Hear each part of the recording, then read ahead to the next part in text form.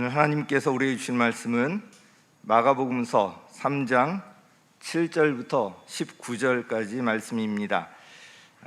그 중에서 13절부터 19절까지 말씀만 우리 같이 봉독하도록 하겠습니다. 마가복음서 3장 13절에서 19절까지 말씀 함께 봉독하도록 하겠습니다. 교독하겠습니다. 예수께서 산에 올라가셔서 원하시는 사람들을 부르시니 그들이 예수께로 나아왔다.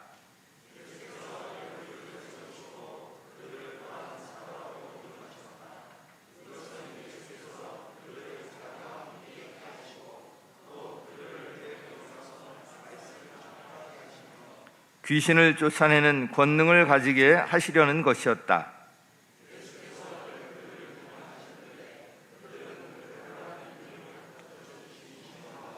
천둥의 아들을 뜻하는 보아너게라는 이름을 덧붙여 주신 세베대의 아들들인 야고보와 그의 동생 요한과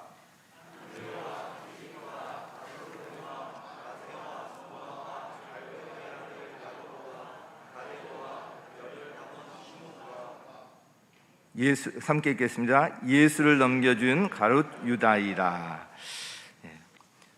오늘은 마가복음 3장 7절부터 19절까지 말씀, 그 중에서 13절부터 19절 말씀을 중심으로 설교할 텐데 두 주간에 걸쳐서 말씀을 전하도록 하겠습니다.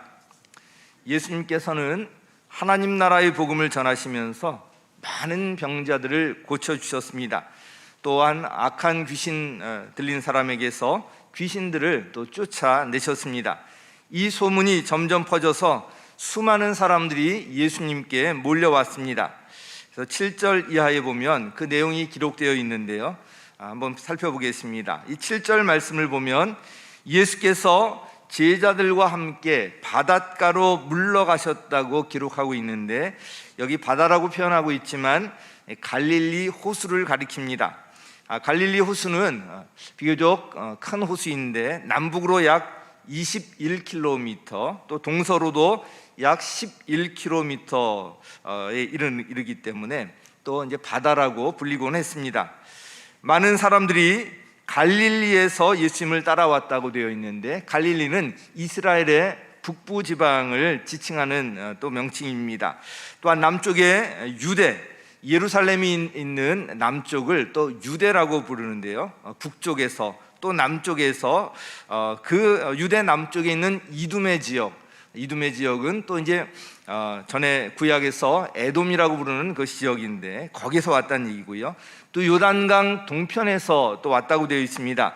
요단강 동편은 보통 길르앗 지역으로 우리가 알고 있는데 요단강 동편에서도 오고요. 또 두로와 시돈에서도 왔다고 되어 있습니다. 이 두로와 시돈은 지중해 연안에 있는 페니키아의 항구 도시를 지칭합니다. 이 사방에서 이렇게 많은 사람들이 예수님의 이 소문을 듣고 몰려왔다는 것입니다. 이스라엘 전역에서, 그뿐만 아니라 이스라엘 넘어 그 이스라엘 근처에 있는 많은 사람들이 예수님의 소문을 듣고 몰려들었고요. 온갖 병으로 고통받고 있는 사람들이 어떻게든 예수님의 그 옷에라도 몸에 손을 대려고 가까이 몰려들었기 때문에 아주 극도로 혼잡한 상황이 되었습니다. 이에 예수님께서는 작은 배 한 척을 마련하라고 이제 하셨는데요, 제자들 가운데는 어부 출신이 여럿 있었기 때문에 배를 준비하는 일은 그렇게 어려운 일이 아니었습니다. 예수님께서 이렇게 배를 준비하시도록 하신 것은 혼잡한 그곳을 벗어나서 려는 그런 목적도 있었겠지만, 배를 이용해서 좀 더 효과적으로 말씀을 전하시려는 그런 목적도 있었을 것입니다. 호수 쪽에서 호숫가 쪽으로 바람이 불기 때문에 배에서 말씀을 전하시면 호숫가에 있는 사람들에게 더 효과적으로 말이 전달될 수가 있었습니다. 배를 타고 이리저리 다니면서 더 많은 사람들에게 또 복음을 전할 수 있었을 것입니다. 이 말씀에 이어서 이에 13절 이하, 우리가 함께 읽은 13절 이하에서는 예수님께서 제자들을 부르셔서 세우시는 장면이 기록되어 있는데요, 오늘 설교의 초점은 먼저 이 주님께서 우리를 부르셔서 우리를 통해 일하신다는 것, 여기에 이제 중심으로 이것을 중심으로 말씀드리겠습니다. 제가 사법고시를 준비하면서 방황했을 때 저를 힘들게 했던 것은 바로 인생의 의미에 관한 것이었습니다. 이렇게 내가 고생해서 사법고시를 준비하고 이렇게 합격하려는 목적이 무엇인가? 그래서 결국은 나의 인생이 어떻게 되는 것인가? 결국 저의 인생이 죽음으로 끝난다는 사실 앞에서 인생이 의미 없다고 생각되었고요, 더 이상 살 이유를 찾지 못했었습니다. 그러다가 극적으로 예수님을 만나고 나서 비로소 인생의 의미를 찾을 수 있게 되었습니다. 인생이 이 땅에서 죽음으로 그냥 끝나는 것이 아니라는 것, 이 땅에서의 삶과 비교할 수 없는 영생이 기다리고 있다는 것을 알게 되었고, 인생에 대한 분명한 답을 그리스도 안에서 얻게 되었습니다. 오늘 본문에서 예수님께서 부르신 이 제자들도 마찬가지였습니다. 예수님과의 만남으로 인해서 그들의 인생은 완전히 달라졌던 것입니다. 자, 먼저 첫 번째 메시지, 이 부르심은 특권이요 축복이라는 것입니다. 우리 함께 읽겠습니다. 시작. 부르심은 특권이요 축복이다. 제가 학창 시절에 기억나는 선생님이 여러 분 계시는데요, 특히 저는 초등학교, 제가 다닐 때는 국민학교라고 불렀는데 6학년 때 담임 선생님을 좋아하고 잘 따랐습니다. 담임 선생님을 좋아하다 보니까 선생님이 저에게 어떤 일을 시키시면 그렇게 기뻤습니다. 한 번은 같은 반 친구들 여러 명과 함께 선생님 댁에 가서 무거운 짐을 옮기는 일을 도와드린 적이 있었는데요, 아마 막 이사하시는 그런 일이었던 것 같아요. 6학년짜리가 짐꾼 노릇을 했어요. 그런데도 그렇게 기쁠 수가 없었습니다. 제가 짐꾼 6학년 때 했다는 걸 안 믿으실지 모르겠지만, 제가 지금 이렇지만 초등학교 6학년 때는 손에 꼽히는 덩치 역할을 했습니다. 그래서 힘께나 좀 써서 몇 명 친구들이 가서 그 짐을 날랐습니다. 지금은 아마 이런 일이 있었다 그러면 부모님들이 항의하고 난리가 날 일일 텐데, 그때는 그렇게 이제 했었습니다.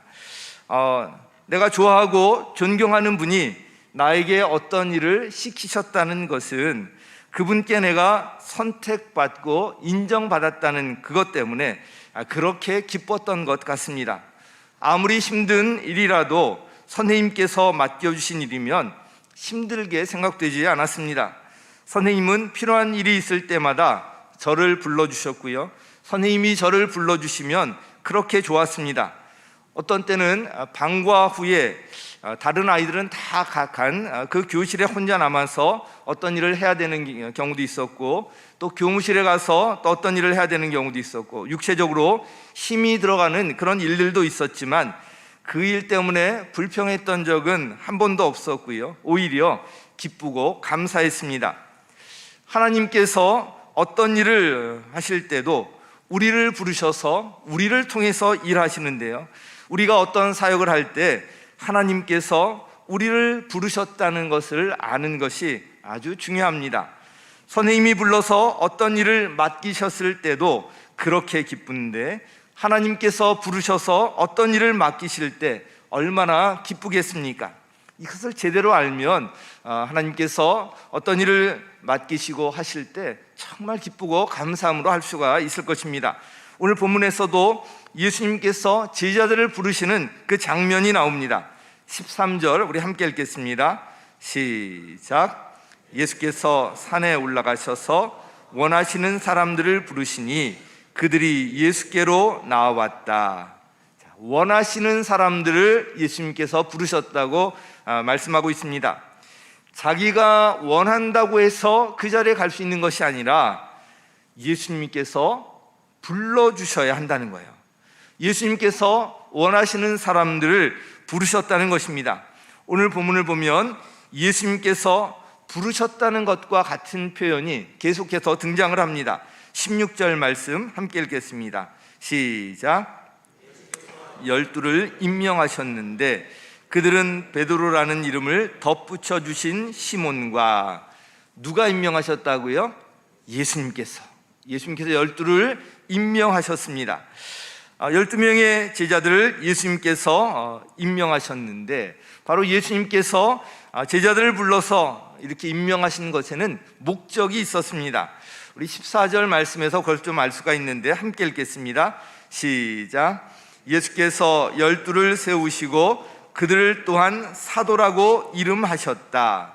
자, 12를 세우신 분이 누구라고요? 예수님. 그리고 예수님이 그들을 사도라고 이름을 하셨다는 이야기입니다. 이 사도는 한자어를 풀면 보내심을 받은 무리라는 뜻이에요. 보내심을 받았다는 것입니다. 사도는 어떤 일을 위해서 보내심을 받은 사람들이에요. 그냥 예수님께서 부르시는 것이 아니라 부르심에 목적이 있다는 것을 알 수가 있습니다. 예수님의 이 부르심으로 제자들의 삶은 완전히 달라졌습니다. 평범하게 살다가 의미 없이 그냥 인생을 마감할 수도 있었을 텐데, 예수님의 부르심에 따라 나섰던 이 제자들을 통해서 세계 각지의 복음이 전해지게 되었고요, 오늘 우리도 이 복음을 접할 수 있게 되었던 것입니다. 우리 역시 마찬가지 아닙니까? 우리의 일상의 삶은 사실 다람쥐 쳇바퀴 돌듯 합니다. 아침에 일어나서 아이들을 챙기고, 또 직장에 나갔다가 돌아와서 다시 아이들을 챙기고, 또는 가정에서 집안일을 하기도 하고, 하루 종일 피곤에 쌓인 채 잠이 들었다가 다음날 일어나서 또 같은 일을 반복합니다. 요즘은 보니까 온라인 쇼핑몰을 운영하는 사람들이 이제 계속 늘어나서요, 하루 종일 컴퓨터 앞에 앉아 있기도 하고 또 휴대폰을 계속 들여다보기도 합니다. 그러다가 늙어서 죽습니다. 참 허무하지 않습니까? 그런데 주님께서 부르시면 우리 인생이 달라지는 거예요. 일상을 위해서만 살던 그 인생이 영생을 위해서 사는 인생으로 바꾸어지는 것입니다. 결국은 죽음과 함께 사라져버릴 것을 위해서 사는 것이 아니라 영원히 남는 것을 위해서 사는 인생으로 새롭게 바뀌게 되는 것입니다. 무엇이 우리를 그렇게 만듭니까? 바로 주님의 부르심이에요. 그래서 주님의 부르심은 우리에게 특권이요 축복인 것입니다. 주님은 우리를 사랑하시기 때문에 우리를 부르셔서 우리 인생을 가치 있는 인생으로 만들어 주십니다. 그래서 부르시는 거예요. 부르심에 대해서 혹시 나와 상관없는 일이다, 저건 아주 특별한 목사님이나 전도사님 이런 사람만을 위한 것이다, 이렇게 생각하는 분들이 계실지 모르겠지만, 주님께서는 사실 우리 모두를 부르신 거예요. 우리를 하나님의 자녀로 부르시고요, 성도로 부르시고요, 우리 또 각 직분자들은 그 직분자로 다 부르신 것입니다. 우리 교회 한 몸의 우리 지체가 되어서 한 사람 한 사람의 지체로 우리를 부르신 것입니다. 하나님께서 어떤 일을 위해서 부르실 때 보통은 그 부르심을 어떻게 알 수 있는가? 자주 눈에 띄게 하는 것, 자주 눈에 띄는 것, 왜 저게 왜 저렇게 안 고쳐지지? 뭐 이런 거 있으면 그게 나를 통한 부르심일 수 있어요. 또 그 마음에 소원을 주시기도 합니다. 이런 일을 내가 좀 한번 해보고 싶다, 이런 일에 쓰임받고 싶다, 소원을 주시기도 하고요. 또 어떤 경우는 교회 지도자들을 통해서 지도자를 사용하셔서 말씀하시기도 하십니다. 그러면 주님께서 우리를 부르실 때 이것이 특권이고 축복이라면 우리가 어떻게 해야 할까요? 예수님께서 제자들을 부르실 때 제자들이 반응한 모습을 보면 알 수가 있습니다. 우리 지난번에 쭉 살펴보았던 1장 18절에 보면 이렇게 기록되어 있습니다. 함께 읽겠습니다. 시작. 그들은 곧 그물을 버리고 예수를 따라갔다. 자, 베드로와 안드레 부르셨을 때 이렇게 반응했고요, 또한 야고보와 요한을 부를 때도 1장 20절에 이렇게 말씀하고 있습니다. 같이 읽겠습니다. 시작. 곧바로 그들을 부르셨다. 그들은 아버지 세베대를 일꾼들과 함께 배에 남겨두고 곧 예수를 따라갔다. 곧 예수를 따라갑니다. 레위를 부르셨을 때도 마찬가지입니다. 2장 14절 함께 읽겠습니다. 시작. 예수께서 길을 가시다가 알페오의 아들 레위가 세관에 앉아 있는 것을 보시고 말씀하셨다. 나를 따라오너라. 레위는 일어나서 예수를 따라갔다. 여기 긴 이야기가 없어요. 예수님 지금은 안 돼요. 지금 할 일이 있어요. 지금은 아직 내가 이것 좀 정리하고요. 지금은 아닙니다. 좀 나중에 이러지 않고요. 곧 즉시 일어나서 바로 따라갑니다. 제자들도 나름대로 사정이 있었을 텐데 예수님의 부르심에 대해서 그들은 주저하지 않았습니다. 즉시 예수님을 따라 나섰습니다. 예수님을 즉시 따라 나섰던 이 제자들은 이후 인류 전체를 위해서 아주 큰 족적을 남기게 됩니다. 사랑하는 여러분, 주님의 부르심은 특권이요 축복입니다. 이 부르심에 따를 때 모두 사라져버릴 일상을 위해 살던 인생이 이제 영원히 사라지지 않고 남는 영생을 위해 사는 인생으로 새로워지게 됩니다. 이 길에 우리 함께 하십시다. 부르심은 특권이요 축복입니다. 두 번째로, 주님은 평범한 사람을 부르셔서 쓰십니다. 우리 같이 읽겠습니다. 시작.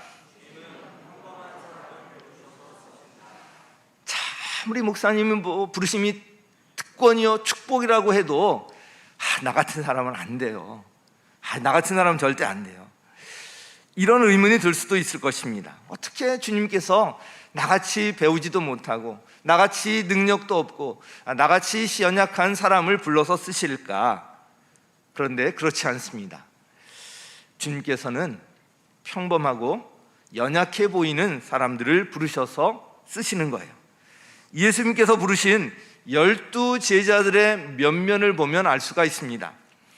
12명의 제자들, 사도라고 이름하고 대단한 것 같은데 그 면면을 들여다보면 참 별 형편없습니다. 12 제자의 모두에 대한 자세한 기록이 성경에 나와 있지는 않지만 예수님을 가까이 따라 나섰던 이 제자들에 대해서는 성경 여기저기에 이제 기록이 되어 있습니다. 그 제자들의 대표격이었던 몇몇 제자를 한번 보겠습니다. 우리 16절 말씀 보면 다시 한번 읽겠습니다. 시작. 예수께서 12를 임명하셨는데 그들은 베드로라고 이름을 덧붙여 주신 시몬과, 자, 베드로는 뜻이 뭐죠? 반석. 멋있게 불러서 반석인데 돌이라는 뜻이에요. 너 이제 돌이라고 해, 돌. 원래 베드로의 이름은 시몬이었어. 시몬. 이 갈대처럼 흔들리고 그냥 변덕이 줄긋듯하고 이런 이제 사람이었는데 그 시몬을 보시면서 너 이제는 앞으로 변함없이 흔들리지 않는 돌이야, 반석이야. 베드로, 또 히브리어로 또 게바 이렇게 또 이제 지어주셨는데요. 그가 예수님께서 부르신 제자 중에 수제자였어요. 대단한 사람 같지만 이런 사람이었고요. 그의 직업도 그냥 평범한 어부였습니다. 대단한 학식이 있고 대단한 스펙이 있고 대단한 그런 지위가 있는 그런 사람이 아니라 그냥 평범한 어부로 살던 사람이었습니다. 그가 예수님의 수제자라고 부르는 대표적인 예수님의 제자가 된 것입니다. 또한 17절에 보면 야고보와 요한이 나오는데 같이 읽겠습니다. 시작. 천둥의 아들을 뜻하는 보아너게라는 이름을 덧붙여 주신 세베대의 아들들인 야고보와 그의 동생 요한과, 야고보와 요한 성경에 이제 자주 등장하잖아요. 예수님을 가까이 따랐던 그런 제자들이었습니다. 그런데 예수님께서 지어주신 이들의 별명에서도 알 수 있듯이 천둥의 아들. 그들은 아주 성격이 급하고 불같은 성격이었어요. 사마리아를 이제 지나가게 되었을 때 사마리아 사람들이 예수님을 맞아들이지 않았을 때 누가복음 9장 54절에 보면 이렇게 기록하고 있습니다. 주님, 하늘에서 불이 내려와 그들을 태워버리라고 우리가 명령하면 어떻겠습니까? 불이 내려와서 그들을 확 태워버리라는 거예요. 성격이 이런 사람들이 바로 야고보와 요한이었습니다. 이것을 예수님께서 꾸짖으셨는데 어떻든 그런 성격을 갖고 있었어요. 그런데 그랬던 요한이 어떤 사도요? 사랑의 사도가 되었어요. 말만 나오면 서로 사랑하라, 서로 사랑하라. 이 사랑의 사도가 된 것이 바로 사도 요한. 그러나 천둥의 아들이라는 이런 별명을 예수님께서 직접 지어주셨을 정도로 불같은 사람이었습니다. 이 보면 예수님께서 이런 별명을 막 지어주셨다는 게 참 재미있습니다. 예수님은 그렇게 아주 딱딱하고 경직된 분이 아니라 이런 유머가 있는 아주 매력적인 분이셨다는 것을 우리가 알 수가 있습니다. 자, 어떻든 18절과 19절에 보면 나머지 제자들에 대한 이야기가 쭉 나오는데요. 안드레와 빌립과 바돌로메와 마테와 도마와 알페오 아들 야고보와 다데오와 열혈당원 시몬과 예수를 넘겨준 가룟 유다이다. 이 나머지 제자들의 면면을 보아도 그렇게 특출난 인물은 없습니다. 의심이 많기로 유명한 누구예요? 도마. 또 돈을 밝혔던 가룟 유다. 예수는 팔아넘기기까지 하지 않았습니까? 그들은 평범한 사람들이거나 그에도 못 미치는 사람들이었습니다.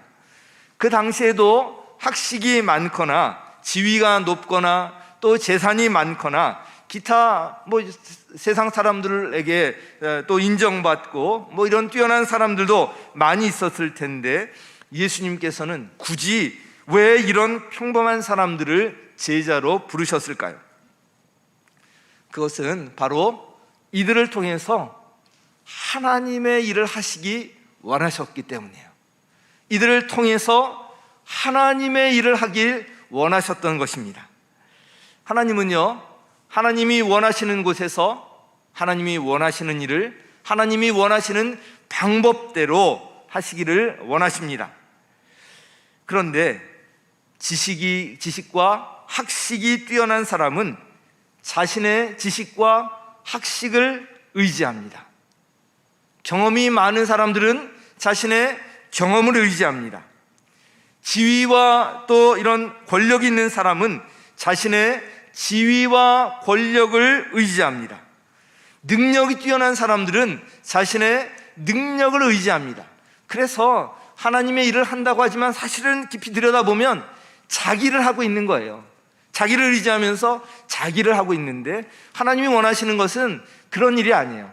하나님이 원하시는 일을 하나님이 원하시는 곳에서 하나님의 방법대로 하시기를 원하시는데 이런 스펙이 있고 능력이 있는 사람들은 자기 자신을 의지하기 때문에 하나님은 이런 사람들보다 평범한 사람들, 연약하다고 생각하는 이 사람들을 부르셔서 쓰시기를 원하시는 것입니다.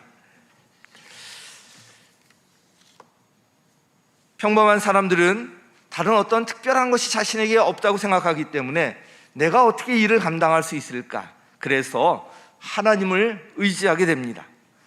하나님의 능력을 힘입어서 그 하나님의 일을 이루어 나가는 것입니다. 자신에게 능력이 없기 때문에 하나님 앞에 겸손히 무릎 꿇는 거예요. 하나님, 저 이런 능력 없습니다. 하나님, 저에게 이걸 할 수 있는 재물도 없습니다. 저에게 할 수 있는 누구 동역자들도 현재 없습니다. 하나님 어떻게 해요? 어떻게 합니까? 무릎 꿇고 기도할 때 그런 것들을 채워주시고 하나님의 일을 이루어 나가는 것을 경험하면서 이거는 하나님께서 하셨다 이렇게 고백하면서 영광을 누구에게 돌려요? 하나님께 돌리는 거예요.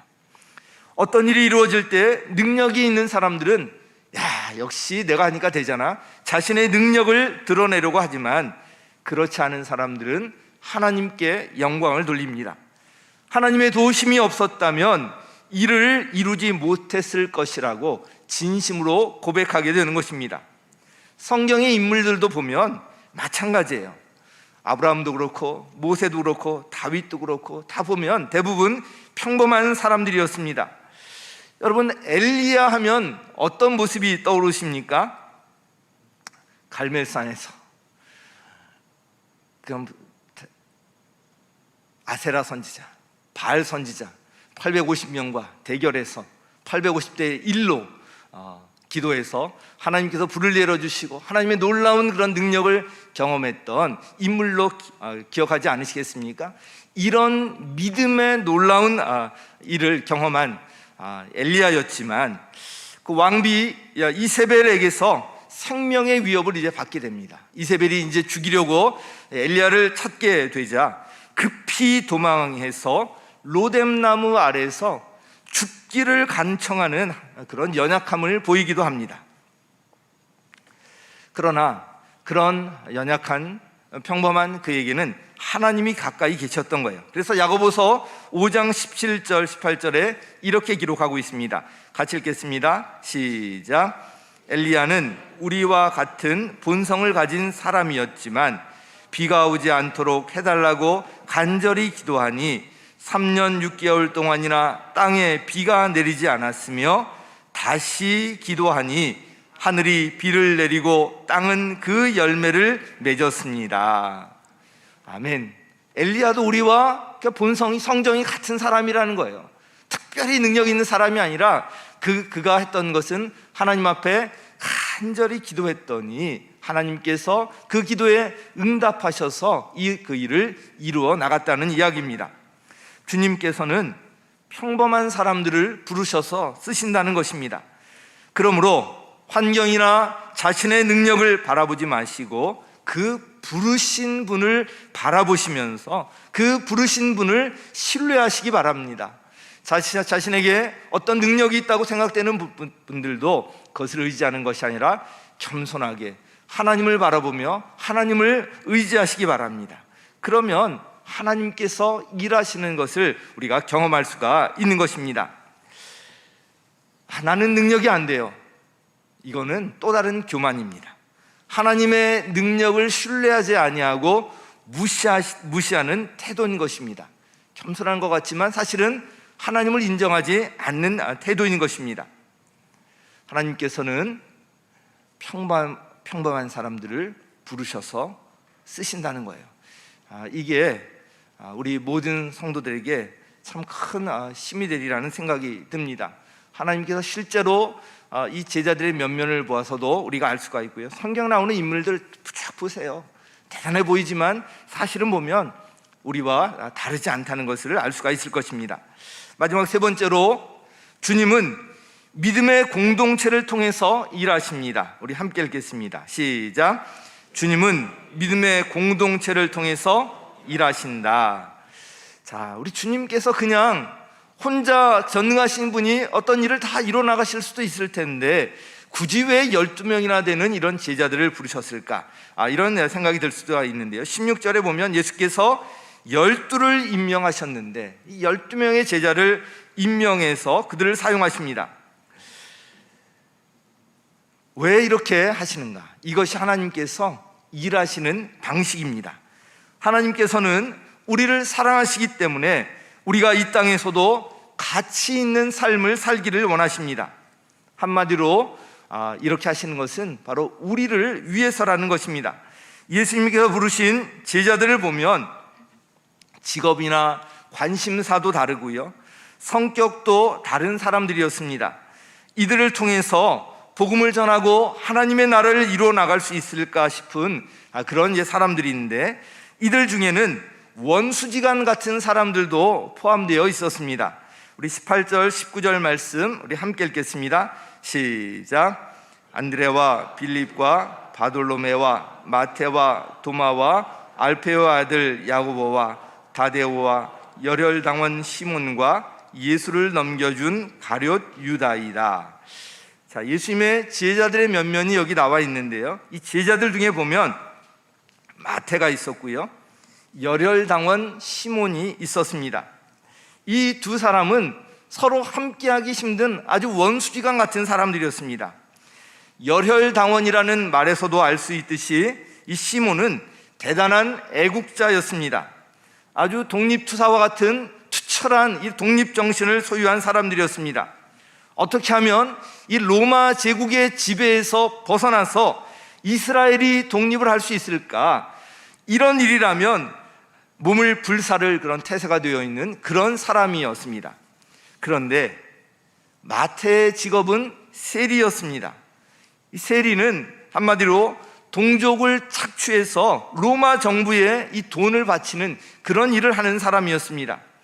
마치 동족의 피를 빨아서 자신의 배를 채우는 그런 사람이었습니다. 그래서 유대인들이 모두 이 세리라는 직업을 가진 사람들을 다 왕따시키고 무시하고 어쩔 수 없이 세금을 바치지만 굉장히 싫어했던 그런 인물이었습니다. 열혈당원 시몬이 이 세리 마태를 볼 때 어떤 마음이 들었겠습니까? 아주 원수 같은 마음이 들지 않았겠습니까? 그런데 이들이 예수님의 제자로 함께 있었어요. 그 공동체 안에, 제자 공동체 안에 함께 있었습니다. 그리고 함께 복음을 전했고요, 함께 세계 복음화를 위해서 쓰임받았던 것입니다. 제자들의 이런 면면을 아셨던 예수님께서는 십자가를 지시기 전에 제자들이 하나가 되게 해달라고 간절히 기도하셨습니다. 대표적으로 요한복음 17장 21절 우리 함께 읽겠습니다. 시작. 아버지께서 내 안에 계시고 내가 아버지 안에 있는 것과 같이 그들도 하나가 되어서 우리 안에 있게 하여 주십시오. 그래서 아버지께서 나를 보내셨다는 것을 세상이 믿게 하여 주십시오. 여기 보면 세상이 예수님을 믿게 해달라는 그 전제가 뭐냐면 그들이 하나가 되어서 우리 안에 있게 해달라. 제자들이 하나가 되어서 우리 안에 있게 해달라. 이게 기도였습니다. 이것이 21절 이하에 몇 번 반복해서 나옵니다. 제자들이 하나가 될 때 비로소 삼위일체 그 하나님이 그들을 통해서 드러나게 되기 때문에 그렇습니다. 제자들이 하나가 될 때 세상 사람들이 예수님이 하나님의 아들이심을 알고 예수님을 믿게 된다는 것입니다. 요한복음 17장에 나오는 예수님의 이 기도를 깊이 읽어보면 제자들이 하나가 되기를 바라는 그 간절한 그 예수님의 마음을 느낄 수가 있습니다. 예수님의 이 기도대로 제자들은 나중에 하나가 되어서 예수님께서 명령하신 일, 그들에게 맡겨주신 이 대사명을 이루어 나갔습니다. 초대교회 성도들 역시 마음을 모으고 한 마음이 되어서 하나가 되어서 주님께 쓰임 받았는데, 우리 대표적으로 사도행전 2장 46절 47절 말씀 함께 읽겠습니다. 시작. 그리고 날마다 한 마음으로 성전에 열심히 모이고 집집이 돌아가면서 빵을 떼며 순전한 마음으로 기쁘게 음식을 먹고 하나님을 찬양하였다. 그래서 그들은 모든 사람에게서 호감을 샀다. 주님께서는 구원받는 사람을 날마다 더하여 주셨다. 아멘. 그들이 한 마음으로 하나가 되었다는 거잖아요. 한 마음으로 성전에 모이고 한 마음으로 집집이 돌아가면서 빵을 떼고 그렇게 순전한 마음으로 기쁘게 음식을 나누고 하나님을 찬양하고 이런 모습들을 보면서 저 사람들은 뭔가 다르네, 세상 사람들과 뭔가 다르네, 이러면서 세상 사람들로부터 호감을 사게 되고요. 나도 저렇게 한번 믿고 싶다. 그러면서 주님께서 구원받는 사람들을 날마다 더해 주셨다는 것입니다. 주님은 이렇게 하나가 되는 믿음의 이 공동체를 통해서 일하십니다. 그래서 이 주님의 관심은요, 공동체에 있어요. 우리 개인에게 있지만 공동체 안에 있는 개인에게 있는 것입니다. 주님은 공동체를 중요시 여기십니다. 우리 교회와 목장, 이 공동체가 아주 중요한 것이고요, 이 공동체를 사용하시기를 원하시고 이 공동체를 통해서 하나님의 일을 이루시기를 원하시는 거예요. 그렇게 되기 위해서 우리가 하나가 되는 그런 공동체를 이루어야 하는 것입니다. 오늘 말씀을 정리하도록 하겠습니다. 오늘 우리 주님께서 우리를 부르셔서 우리를 통해서 일하신다는, 여기에 초점을 두고 말씀을 전했습니다. 그 부르심은 특권이요 축복입니다. 주님의 부르심은 특권이고요 축복이에요. 거기에 우리가 순종하며 나아갈 때 우리의 삶이 영생을 위해서, 영원히 사라지지 않고 남는 일을, 이 가치 있는 일을 위해서 쓰임받는 인생이 된다는 것입니다. 자, 두 번째로, 주님은 평범한 사람을 부르셔서 쓰십니다. 평범한 사람. 어떤 자신의 능력이 아닌, 그래서 이 부르신 분을 우리가 바라보고 신뢰할 필요가 있다는 것입니다. 우리 자신에게 뭔가 부족하고 연약하고 뭔가 없다고 생각되더라도 그것을 바라보는 것이 아니라, 또 환경을 바라보는 것이 아니라 우리를 부르신 주님을 바라보고 그 주님을 신뢰하며 나갈 때 그 주님의 일이 이루어지는 것을 경험할 수가 있는 것입니다. 또한 마지막 세 번째로, 주님은 믿음의 공동체를 통해서 일하십니다. 자, 믿음의 공동체를 통해서 일하시는데 어떤 공동체요? 하나가 되는 공동체를 이룰 때 이 공동체가 능력 있게 쓰임 받을 수 있게 됩니다. 그래서 공동체 안에 싫어하는 사람이 있으면 안 돼요. 그냥 나랑 맞지 않고 생각이 다른 사람들이 있더라도, 힘들더라도 포용하고요, 용납하고요, 하나가 되는 그 공동체를 만들어 나가야 하는 것입니다. 이런 공동체를 만들어 나갈 때 세상 사람들이 세상과 다른 그 모습을 보면서 주님 앞으로 나올 수 있다는 것입니다. 사랑하는 성도 여러분, 오늘 말씀을 기억하시고 우리 한 번 주어진 인생, 정말 주님께 멋지게 쓰임받는 인생 살아보지 않으시겠습니까? 그냥 다람쥐 쳇바퀴 돌듯이 그냥 살아가는 것이 아니라 정말 영원히 남는 가치 있는 일을 위해서 우리 한번 멋지게 한번 쓰임받는 저와 여러분, 또 우리 목장과 우리 교회가 되기를 예수님의 이름으로 간절히 축원합니다.